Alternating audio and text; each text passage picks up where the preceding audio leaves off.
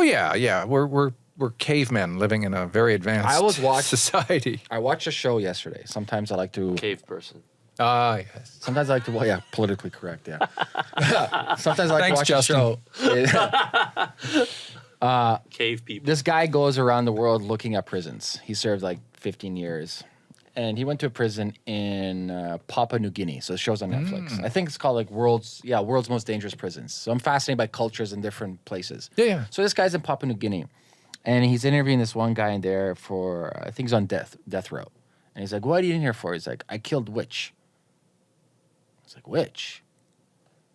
And so like for me, I was fascinated by it. I'm like, so I'm here. I have the power. I have more power in the hands of my hand the King of England did 100 years ago. Oh, easily. And then More than NASA did in 69. And at the exact same time, I have a guy halfway across the world still believing in witches. Oh, dude. Yeah, it's... Hey, So I applied for a huge grant. Yeah. I had a not-for-profit called the Critical Thinking Project. That's what took me to Guatemala to teach teachers to teach critical thinking after a 5 decades-long civil war. And I applied to this huge MacArthur grant, $100 million. And we might want to think about reapplying in the next 2 years for this. My idea was to create mobile critical thinking units in countries where superstition is still strong, to be able to go out into the rural areas. Like in Africa, albinos are killed. Killed, yeah. And then their fingers and stuff are used for talisman, as sacred kind of religious things. Voodoo, black magic, yeah. And so I wanted to put together these task forces, kind of critical thinking mobile units that would go into these, the hardest hit places for superstition. And there's this group in India that's doing it extremely well. The shaman goes into a village and does all this stuff, and the people gather around and they can't believe it. And then he takes his wig off, he takes his makeup off, does this, and then he shows them exactly how he did it. And says, very cool. None of this was magic. None of this was what you thought it was. I'm not a magician. I'm not a shaman. Don't believe this stuff. Okay, so there's an episode on Star Trek called Who Watches the Watchers. Do you remember this? So they're paying attention to a pre-warp civilization going through a period of their history where they're slowly moving away from superstition and starting... Is this where they have the cloaked device observatory? Right. They're observing this town... In real time. That's a gigantic Truman Show. And something happens, and their cover is blown, and now they got to solve this problem, right? Because all of a sudden, these people now Are aware, yeah. And they believe in this new god, the god of Picard. He calls him the Picard. The Picard. I saw the Picard. I saw you healed the dead. I saw the Picard. And so now they're in this conundrum, this situation where they've literally put the civilization backwards. Right, they were on their way out. And so much for the Prime Directive now. Right, and so much for the Prime Directive. Yeah. So Picard decides there's only one way. I need to fix this damage, and takes one of them, the one that was now religious, and brings him on board, and shows him and says, "Look, we used to be like you." This is the part that just it's so messed up, because we used to be like you. We've evolved. Look, there's nothing special. Look, I'm just like you. I have blood. I have a respiratory system. And after this whole 10 minutes of the show of Picard trying to teach this woman that they will eventually evolve to be Stargate. She turns to him and says, "You are very wise, the Picard. Please, I pray to you." And she completely missed the boat after all of this. After him trying to explain this she completely missed the boat. And it goes back to what we were saying, I don't know, half an hour ago. Even when you give some people the evidence, are they willing to... we know for a fact in science that data does not convince people.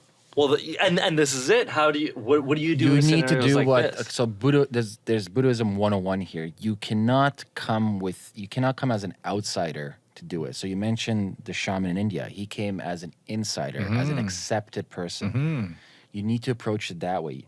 Interesting. You have to have somebody they have rapport, respect for, that they can relate to. That's right. If you just show up as like say I'm a gringo, I show up, I'm like, oh, Well, look at Ebola, right? Yeah. They're blaming the people who will save their lives as Yeah. the ones who are bringing it. see, So I mean, you have to do a Houdini on them. You gotta, Something. like an Inception. You Yep. have to meet them on their own terms. Correct. Yeah. You have to. Oh, for sure. It's also like basically trick like them into human being psychology. It's like it's like rational. egoism. Mm-hmm. It's like, well, who are you to tell me otherwise? You're not one of us. You're some outsider. Right. In the psychological field, this is called nudge, right? This is Nudge, yeah. nudging people. I don't know if you guys have been to Amsterdam. I have. A Or while not. ago, yeah. The airport, did you use the urinals at all? I don't Because think so, actually. they paint little flies in the Yeah. urinal Yeah. exactly With where they this. want guys to pee, so it reduces the amount of splashback. Oh, It that's- works of urine. wonderfully. That's smart. And Just just guys, book making matches. sure we Who wrote want to that? hit It's a the book, target. Yeah. Yeah. Obama brought him on for his Ah, administration to gotcha. help. Yeah, nudge. Yeah. Interesting. We just need to hit the target. No Right. target, we're all over the place. Yeah. I think we can do that with traffic on the 400 series highways. Traffic? And I've met with the Ministry of Transportation. Yeah. John Nash, beautiful mind. Okay. Yeah. So he Yeah, figured. that's game theory. Yeah. Yeah. So he figured out how pigeons, when you run through them, they don't all hit each other and, Sure. and fall down, right? There's an algorithmic Yeah. principle behind that. So I took his ideas and I developed them into 3 basic algorithmic principles that if all people abided by in rush hour traffic, everybody would get to where they want to go quicker.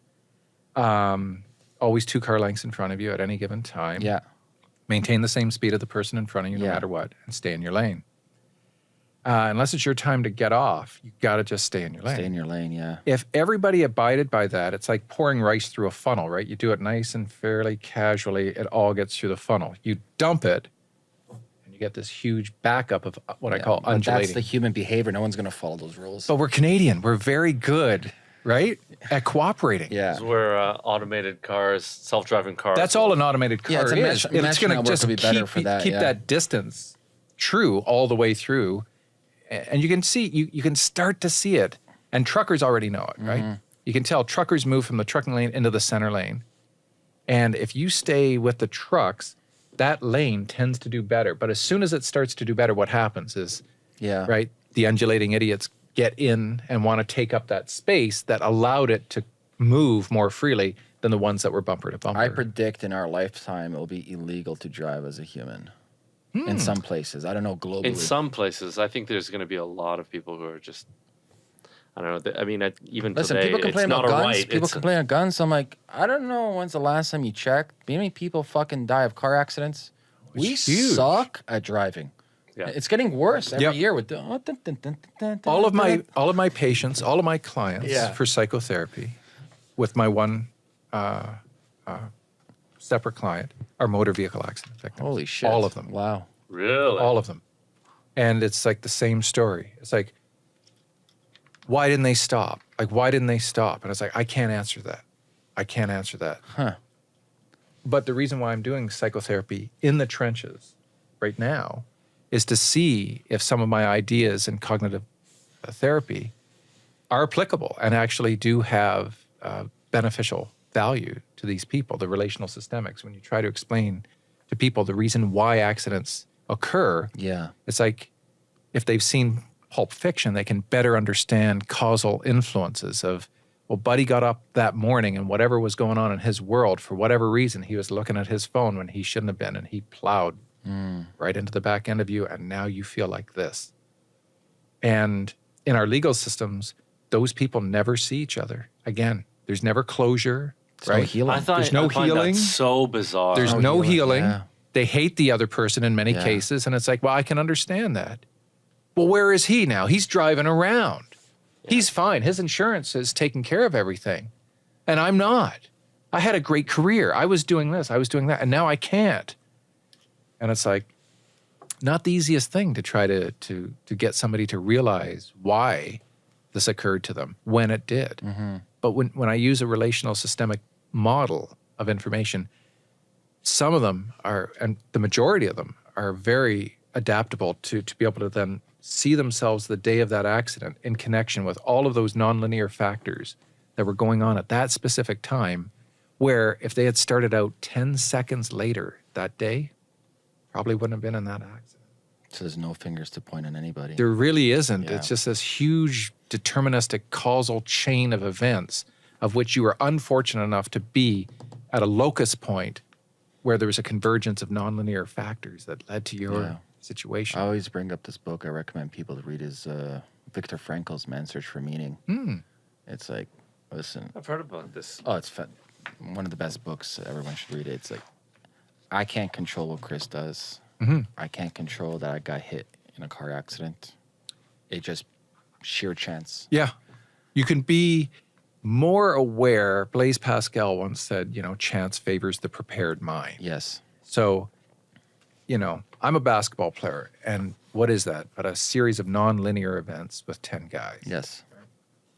And then you have to anticipate not where everybody is, but where everybody is about to be. go, yeah. So I know when I see this guy heading to the hoop this way, but I'm looking that way, I know I'm passing the ball right past the ear of the guy who's on me right into Buddy's hands.